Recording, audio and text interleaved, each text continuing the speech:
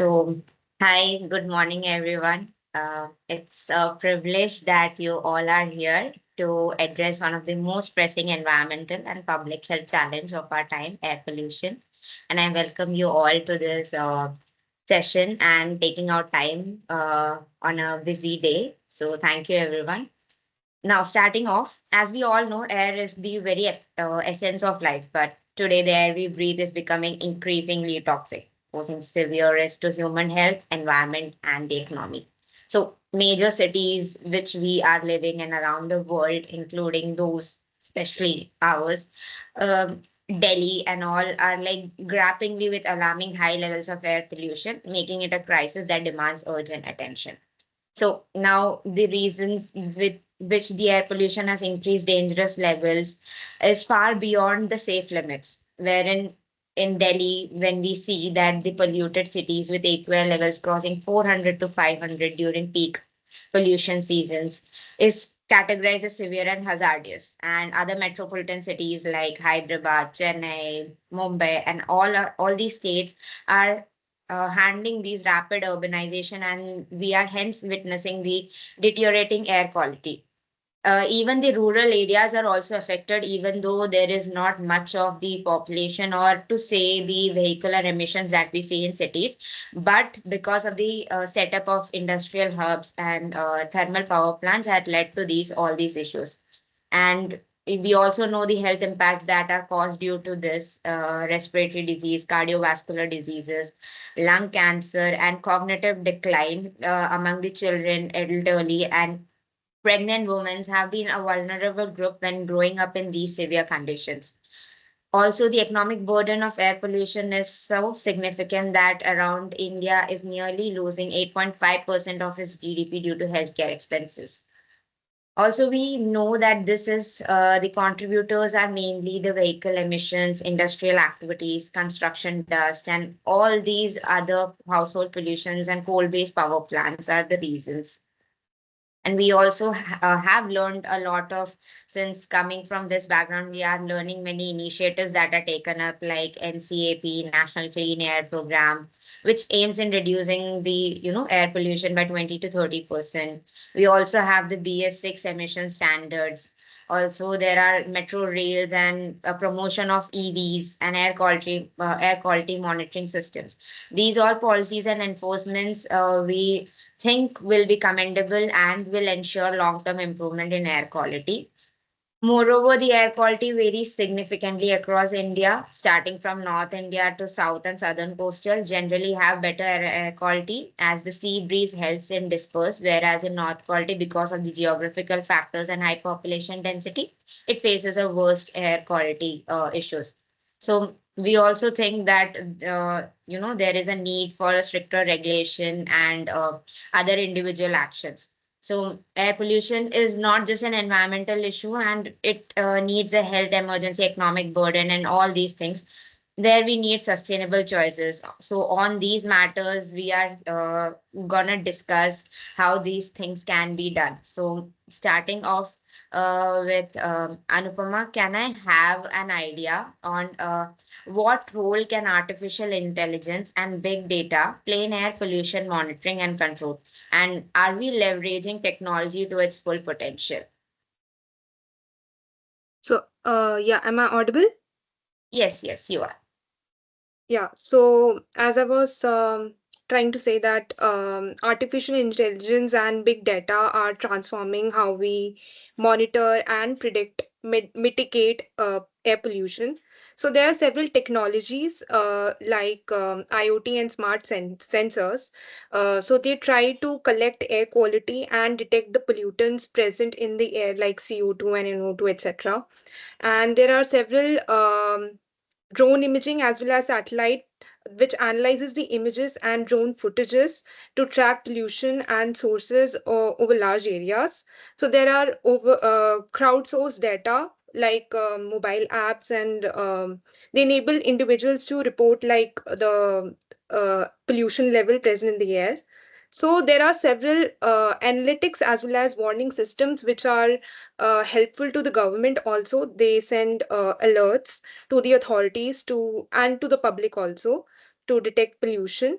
But if you ask me whether we are able to use it to its full potential, I don't think so, because many regions lack comprehensive sensor networks, and still we have problems like in Delhi NCR. We know there's stubble burning happening, and it causes a lot of pollution in our region. So governments and industries need to implement and take actions by using AI and big data, definitely. Of course, it's very expensive and it requires a lot of funding and as well as infrastructure. But we need to act quick, and we need stronger investment as well as to control pollution and yeah, cleaning. Yeah, that's it. Thank, thank you, Anu. Thank you for such an insightful, answer towards the AI tech and its need and how we are leveraging it. So Thank you. next off, I'd like to ask Michelle.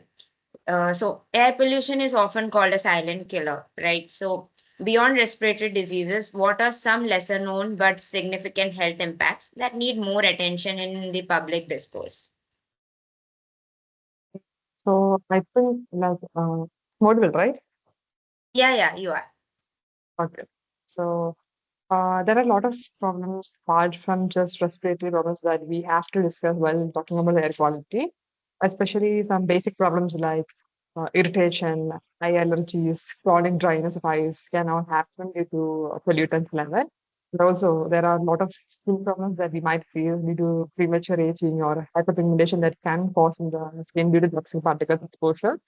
And also, several researchers have shown that suppose we are exposed more to brain matters like nearly 2.5, that can cause increased risk of heart attack and stroke and even lead to BP. And besides from that, if a pregnant lady is also exposed to any air quality exposures Delhi has or any such low quality, it can cause a lower birth weight to the child, cause premature birth and even birth defects. And also, several researchers have also shown that the children which are exposed to lower quality air, have experienced lower levels of IQ and development delays in their life. And long-term exposure to hazardous chemicals like benzene, formaldehyde, and PM2.5, which are linked also to increased risk of many diseases like lung cancer. And to also say last but not the least, there are also been higher rates of depression and anxiety among people if they are exposed much to air pollution. And also from my own personal experience, like I have never been, but for me, it's first time to Delhi, Adi. Like I'm from Kerala, so air quality is so good in my place. And it's mainly like one digit number AQIs, and it's 400 million. So at the same time, when I moved to Delhi, I also faced personally experienced headaches and dizziness when it's highly polluting time, especially during November time when the pollution levels are very high. I've even experienced that. So I have that in personal experience too, which lead to more, you will get irritated when you are facing such issues. And like in all your lifetime, you have never experienced that. But when coming into this place, I have been experiencing that personally. So it's really hard. Yeah, it's I can totally understand from a nature filled place to a toxic kind of a city full of fumes. So that's definitely there. So thank you, Michelle. So now moving forward, I'd like to ask Aparna, that electrical vehicles are being promoted as a clean alternative to conventional vehicles, but considering battery production, disposal, and electricity generation, are they truly a sustainable solution? What do you think about that? Okay. About that, we all have seen that EVs are being promoted left and right, and definitely EV is a really good option because during its usage, there are no emissions. But what often goes unnoticed is the production period and the emissions that happens during the production of an EV and the recycling, like afterlife, the battery recycling. So major challenges which comes during the production is the raw material extraction. Like it needs lots of rare earth metals, which are which have high ethical concerns also. Apart from the emissions, high ethical concerns include unethical labor, child labor, and all. That's one thing. Another, it's very resource intensive, including water. Uh, like it requires almost 5 lakh gallons of water for lithium mining, cobalt, nickel. That's resource intensive. And since they are rare earth metals, they also cause severe water and the land pollution also, because extracting them is very technology intensive and not done properly over in countries like Chile, Australia, Argentina. And another factor here is carbon footprint of the manufacturing, because it during manufacturing an EV battery emits more than 40 to 60% more CO2 than an IC engine, and then manufacturing of an IC engine. And but then the initial emissions, they are offset by the lack of emissions during the running time. That is one thing.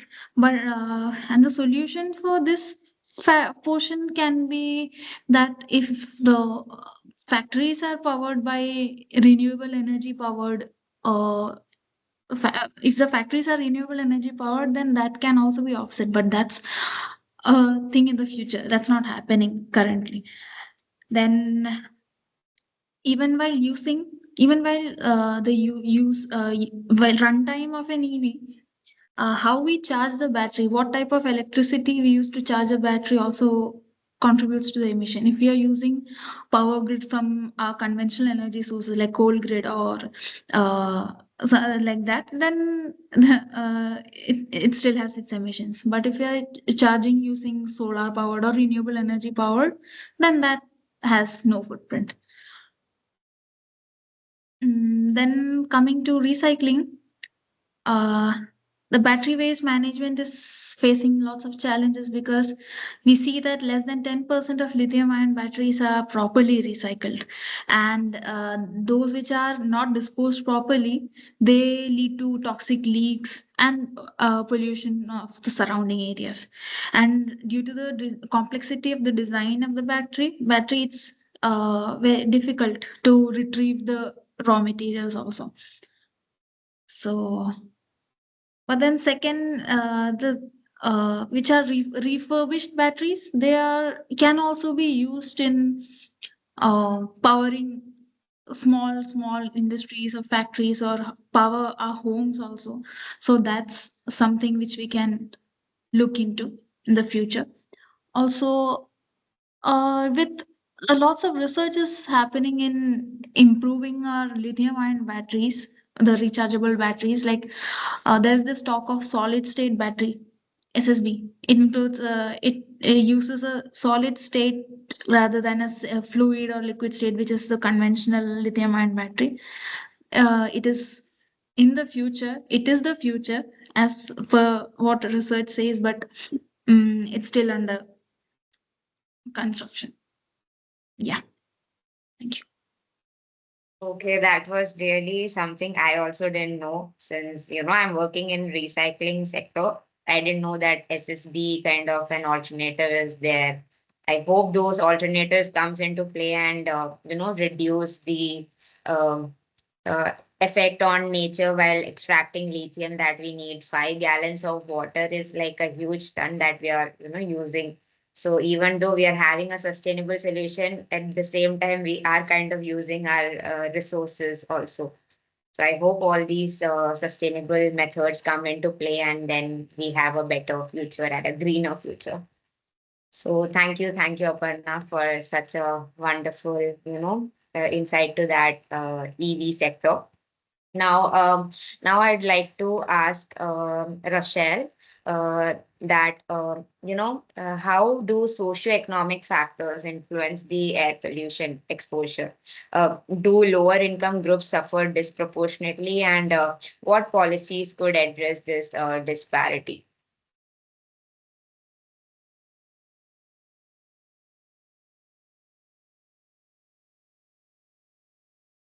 Namita, I think Rochelle is having some network issue right now. Oh, She's okay, trying to log okay. back. Okay, fine. It's absolutely fine. We can move forward. So then, Ishita, I'd like to ask you a different question. Then we'll move back to Rochelle. So, given the increasing evidence of air pollution affecting mental health and cognitive function, should we start considering air quality as a factor in mental health policies? Is that we should be looking into? Hi everyone, and yeah, I really believe that we need to look into it. Like living in Delhi, we are experiencing such levels of air pollution that it will definitely, like even the evidences shows that these pollution levels are affecting our neurological and psychological abilities to work and deal with things. When we talk about it, the most vulnerable groups are the old people, the children, and the pregnant ladies. In the olds, we have seen there are evidences of increase in dementia and Alzheimer's, even their cognitive abilities. In children's, it is shown that there is a decrease in the volume of their brain and they're developing. There is a direct link of air pollution exposure with the cognitive ability development. We can say that even the IQ levels of these children are getting affected. We have seen increase in ADHDs and reduction in IQ scores. We can also say that exposure and these exposure to the air pollution and particulate matters like PM 2.5 and other toxic matters present in our air are affecting our problem solving skills, increase in depressions and anxiety, and all these irritation we face in our day-to-day life in our culture are all effect of air pollution, not directly but somewhere direct or indirect contact of it. Now I believe that we should work to involve and incorporate these mental health issues and policies and include them with our environmental policy issues. And we should introduce air purifiers in our schools, in our corporates, and everywhere we deal with everything in our daily lives. And also, we should integrate environmental factors into mental policy, health policy. I'm so sorry about it. And community awareness, school-based intervention, and workplace policies are also few of the things we can look upon. Thank you. Thank you, Shita. I mean, yeah, it is very important that with physical health, mental health also matters. And since air quality is affecting our mental health and we are seeing an increase in those rates, it has become an alarming factor that we need to, work on improving the air quality so that these cognitive issues are reduced and we have a better and healthy future for the upcoming generation and the ones who are growing up. Thank you for that. Uh, Now, I'd like to ask the question to Purvi. Uh, so, Purvi, so given the regional disparities in air pollution across India, do you think a uniform national policy is effective, or do we need a state-specific customized pollution control strategies? Okay, so hi everyone. Am I audible? Yes, you are. Okay, so I personally feel that yeah, state specific solutions are necessary because considering a uniform national policy is definitely essential, but due to the insufficient or insufficient, we can say metrology, not metrology, but due to the regional disparities, pollution sources, and at a certain level, I can say economic development of particular state. I think a uniform national policy is essential and important, but slightly insufficient. For example, we can say that if we talk about Delhi NCR region, so the main problem we face is due to the stubble burning from Punjab and Haryana region. But if we move to the coastal cities, there we can say that the basic struggle is because of the industrial and port emissions. But if we consider states like Bihar and Jharkhand, the major problem is from the coal mining plants and the thermal power plants. So in that case, if we consider economically sufficient state such as Maharashtra, so those state can like enforce strict regulations, right? But if we talk about states which are developing states, for example Bihar, they would require financial aid as well, rather than just gradual implementation of strategies or policies. So I personally believe that a hybrid two-tier approach would be a key step if we have to tackle this problem and find like sufficient and sufficient solution towards this. So it can also include like of course a national level framework, which would include like a BS6 norms and AQI standards and AQI monitoring as usual. But if we talk about state specific strategies, that would also help. For example, as I've already told, in Delhi NCR region, the main problem is due to stubble burning. So states like Punjab and Haryana, if they have like crop residue management or strict policies regarding that, it might help. And also for the states like Bihar, Jharkhand, where mining and thermal power plant activities take place. So if they have better mining regulations, that might help. And also like if we talk about the coast where there are a lot of port activities, for example Gujarat areas. So if they have like certain emissions limit related to the port, that would help. So overall I think that decentralizing power to the not just to national and central pollution control board, but to state pollution control board along with the fundings and sufficient research and technology, I think that will ensure like a more effective and sustainable pollution management way. So yeah, that's Thank you, Purvi. Yeah, we should more look into state specific as the geography changes, the requirements to curb the air pollution as well changes. So yes, definitely some solutions on the state level basis is also required. yeah. Thank you. Now moving on to Rochelle. Um,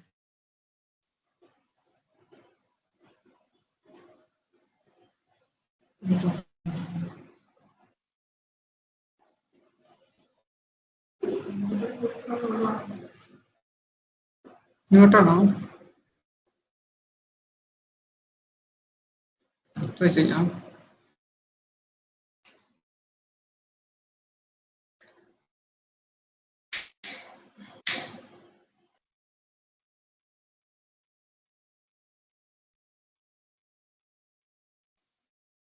Namita, I think your microphone is muted.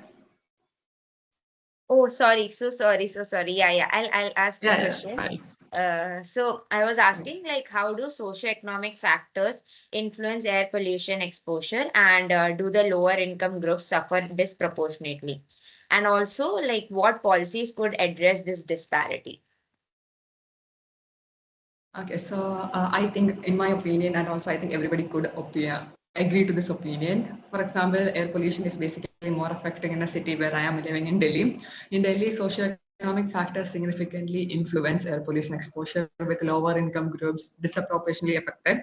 And the disparity are mainly due to some interrelated factors. The first one can be told like higher exposure in lower income areas.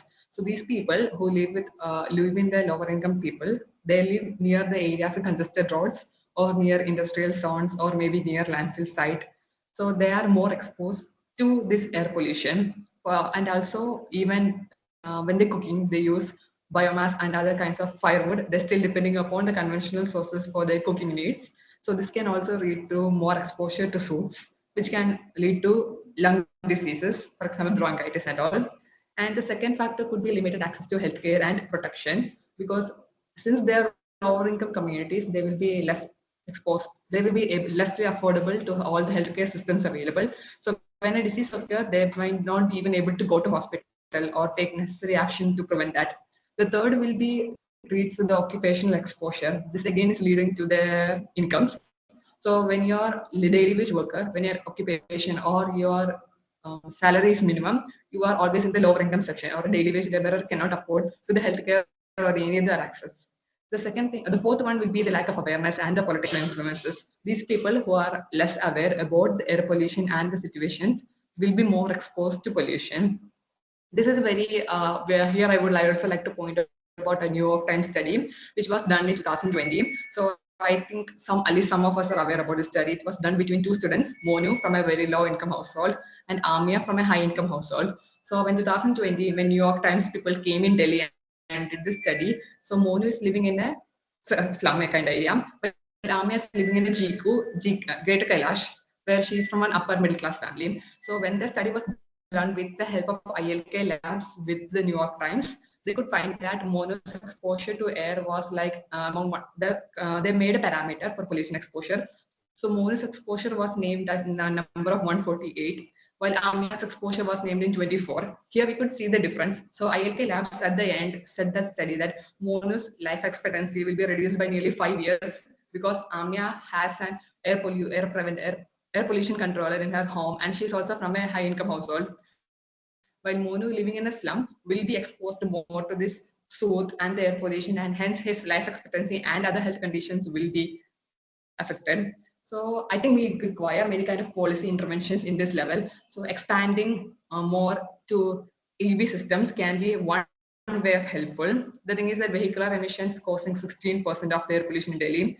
So stronger BS6 enforcement standards is necessary. Even though we have implemented BS6 standards from 2019 and 20, still it's net to be implemented in full scale range.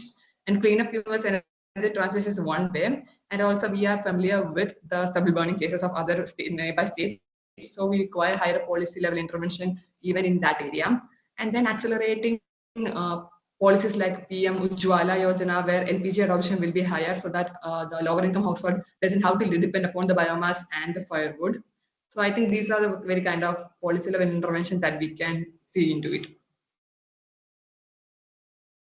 Thank you, Rochelle. Thank you. Yeah, I mean, it does shows out like the study that you mentioned that there is a disparity and it needs to be curbed to, give a proper lifestyle to each and every person, be it a lower income or a high income person. So yeah, thank you everyone for such an insightful, session, and all your valuable inputs were great, and it would help other people to know, and it was a learning for me as well because there were many pointers that I was very unaware about. And thank you for taking out time on such a busy day.